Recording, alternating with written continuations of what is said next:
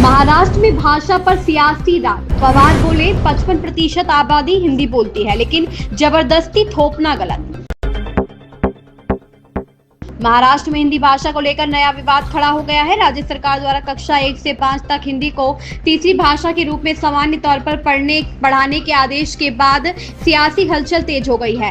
NCP प्रमुख शरद पवार ने साफ कहा है कि महाराष्ट्र के लोग हिंदी विरोधी नहीं है, लेकिन इतनी छोटी उम्र के बच्चों पर हिंदी थोपना सही नहीं है।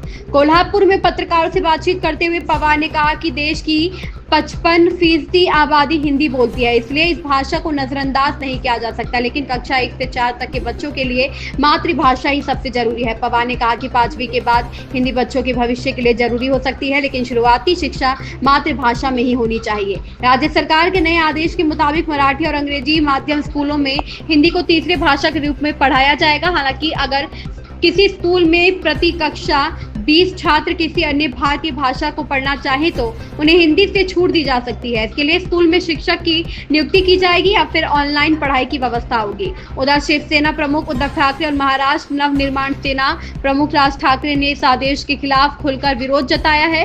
दोनों नेताओं ने इसे भाषाई आपातकाल थोपने की कोशिश बताते हुए 5 और 7 जुलाई को बड़े विरोध प्रदर्शन की घोषणा की है। उनका कहना है कि सरकार मराठी अस्मिता को दबाने की कोशिश कर रही है। शरद पवार ने ठाकरे बंधुओं के आंदोलन पर प्रतिक्रिया देते हुए कहा कि अगर वह सभी दलों को इस विरोध में शामिल करना चाहते हैं तो पहले उन्हें अपना स्टैंड और इस मुद्दे पर पूरी योजना सबके सामने रखनी चाहिए। पवार ने साफ किया कि महाराष्ट्र में कोई हिंदी विरोध नहीं है, लेकिन भाषा थोपने की कोई भी कोशिश स्वीकार नहीं की जाएगी।